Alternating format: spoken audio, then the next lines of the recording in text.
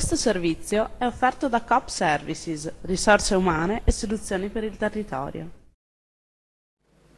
Padre Nevio Capra è un padre scalabrino di origine italiana, da 50 anni impegnato come missionario in Australia, pronto a festeggiare mezzo secolo di sacerdozio e per farlo è tornato nella terra natale, Merlara. L'occupazione principale di Padre Nevio negli anni è stata quella di creare una rete di villaggi scalabrini che potessero accogliere gli italiani emigrati in Australia per creare una comunità che portasse avanti le usanze e le tradizioni del bel paese. Ci si sente più a casa in Italia o ormai la casa è l'Australia? Mi piace venire in Italia, ma non vorrei venire a abitare in Italia più. Cioè sono parte dell'Italia, ma la mia famiglia, adesso devo dirlo onestamente, è quella che ho in Australia. Che effetto fa tornare a Merlara e trovare una comunità che ben ricorda il lavoro di un compaesano che ormai è all'estero da tanti anni? Sono soddisfatto naturalmente, diciamo, io non è che faccio pubblicità di quello che faccio, neanche a Merlara, la pubblicità me l'ha fatta Tarcisio Lorenzetto, il quale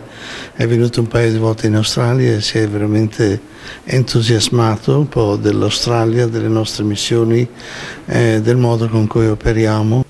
E mi sono impegnato di andare a vedere quelli che erano gli uffici di collocamento delle grandi imprese,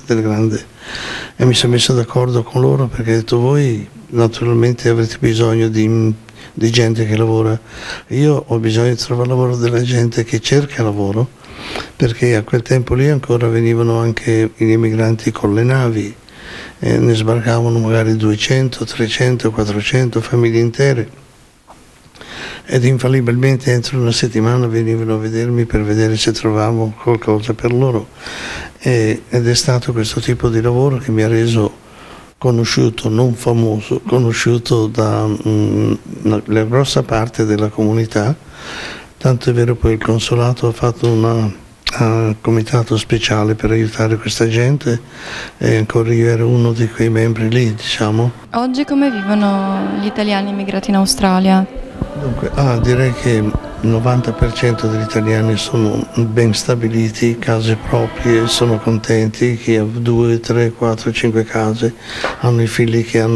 sono sposati, abitano vicino. Io penso che la nostra comunità sia la più ben sensata, la meglio organizzata, ma la nostra gente, direi, se lei chiede vuoi tornare in Italia? No, vado a fare un viaggio in Italia, ma a tornare per vivere là no. Ha memoria di un episodio particolare accaduto in questi 50 anni in Australia? Ho detto, se voglio aiutare questa gente devo trovare il modo di trovare l'impiego per coloro che non lavorano,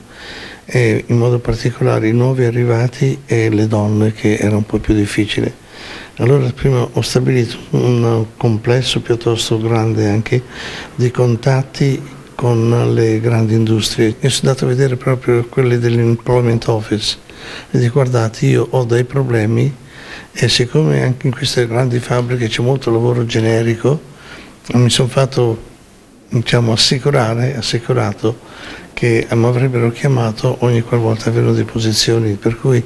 la nostra comunità anche nei momenti un po' più duri, diciamo, non è che abbia sofferto disoccupazione, perché assieme a me c'era un altro padre cappuccino che lavorava anche lui,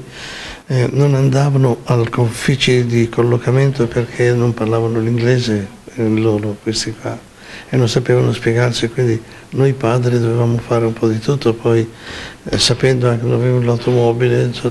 allora io li caricavo sulla mia macchina e dico vieni con me, vedrai che venendo con me c'era più chance per loro di avere un sì invece che un no, capisci? Quindi è stata una vita bellissima, ecco. Padre Nevio, può parlarci dei 7 villaggi scalabrini che ci sono in Australia, che lei ha fondato? Dunque, in tutto sono 7,